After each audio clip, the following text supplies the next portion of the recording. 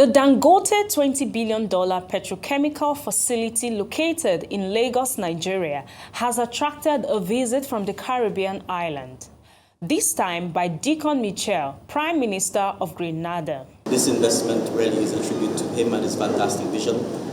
It's the first in Nigeria, it's the first in Africa, and it's really symbolic of what the developing world needs, which is significant investment in industrialization, significant investment in manufacturing and in value add. The visit draws attention to the partnership and collaboration between Africa and the Caribbean in particular, in the area of industrialization, economic independence, and business leadership. The visiting Prime Minister therefore calls for stronger synergies between Africa and the Caribbean. It's been a wonderful experience. The sheer scale, breadth, depth, sophistication, automation, as well as to see many very bright young Nigerians, particularly at the lab. I think that has been very inspiring, and I think it augurs well for the future development of Nigeria.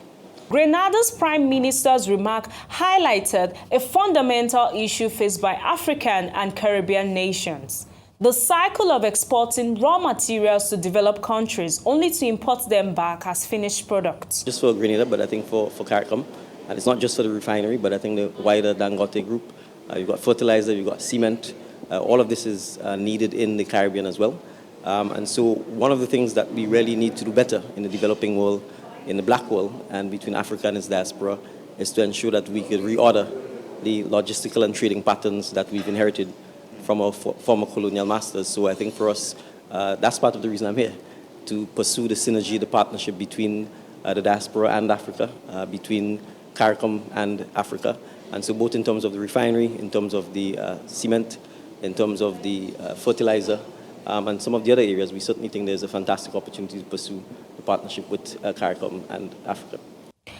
Grenada's petroleum industry is emerging, with exports of refined petroleum worth less than $10,000 in 2022. The highland nation relies heavily on imports, spending $104 million on refined petroleum in the same year, primarily from Cayman Island and the United States. This reality has driven Grenada to seek stronger partnership with industrial giants like the Dangote Group. Dangote is a fantastic example of what an African leader should be. And it's not just political leaders we need business leaders who are going to invest in Africa, who are going to invest particularly in manufacturing and industrialization, who are going to ensure that we don't continue to export our raw materials to the developed world so that they can then turn it into sophisticated products and sell back to us. So we need to reverse that cycle. That's really the only way in which we can grow the wealth of Africa and the developing world and the South. And we need to particularly invest in our people, invest in training them, invest in giving them job opportunities so that they can remain in Africa. Aliko Dangote, founder of the Dangote Group, reflected on the broader significance of his refinery's success for African nation and diaspora. There are quite a lot of partnership where,